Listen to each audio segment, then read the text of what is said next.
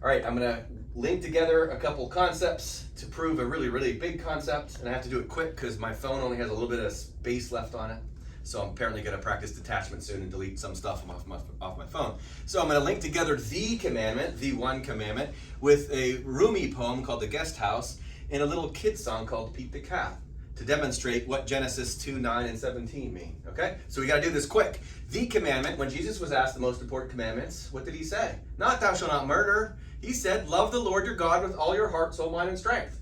It's pretty clear. Love the Lord your God with all your heart, soul, mind, and strength. And the other is like it. He says, love another as oneself, or love your neighbor as yourself. Okay? Pretty clear. Love everything with all your heart, soul, mind, and strength. The Guest House is a Rumi poem in which Rumi says, being human is like a guest house. Joy, depression, meanness, and unexpected visitors, welcome and entertain them all. Even if a crowd of sorrows who violently sweep, empty your furniture, treat each honorably. He may be clearing you out for some unexpected or new delight. Dark things, shame, malice, meet them all at the door laughing and invite them in. Be grateful to all, each has been sent as a guide from beyond. Wow, that's the Muslim poet Rumi saying all your body is this emotional warehouse, really, and you have all these guests. Love them all, embrace them all. Love it all with your heart, soul, mind, and strength. And then Pete the Cat. I'll link it in the video here. Pete the Cat is a kid's song about Pete walking down the street, and he loves his white shoes, and he sings that he loves his white shoes. Then he steps in some strawberries, and now they're red.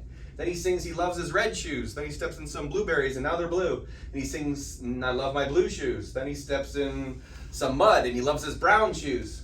And then he steps in some water and they go back to being white. And you know what? He loved every step of the way. And they kept saying in the little song, did he cry then? No, he said. He just went on to the next thing and he loved the next experience. Isn't that the same thing as Rumi's poem, The Guest House? Yeah, it's the same thing. Isn't it the same teaching as Jesus saying, love it all? All of it? Love God with all your heart, soul, mind, and strength. Not 2/3, not just the good stuff. Love it all. What's it doing? It's clearing you out. It's actually preparing you for the next stage. Without that negative stuff, that other stuff's not going to come, the stuff that we're looking forward to, okay? All of this can be linked to Genesis 2:9 and 2:17. Very beginning of the Bible, in which it says there's trees in the Garden of Eden, and there's the tree of life. And in fact, there's tons of trees. You can eat off all of them. Just don't eat off the tree of the knowledge of good and evil. And that would be not loving God with all your heart, soul, mind, and strength. That would be inviting only pleasant guests into your house and rejecting all the other ones, right? Especially the unpleasant emotions. That would be Pete only liking his white shoes. To heck with the brown and the red shoes, okay?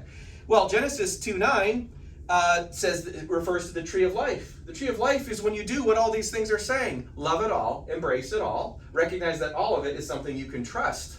2:17, don't eat off the tree of good and bad. That would be like, oh, my shoes are now red or they're now brown. I don't like that anymore. Or I don't want depression in this house. I don't want shame. You're supposed to welcome it because it's going to teach you something. And at the end of that Pete the Cat song, he says, hey, listen, it's all good.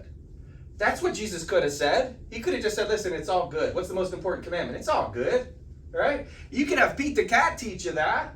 You could have Rumi saying it's all good, or Jesus. Pick your prophet. Doesn't matter. They're all saying the same thing because truth is truth. It's all good.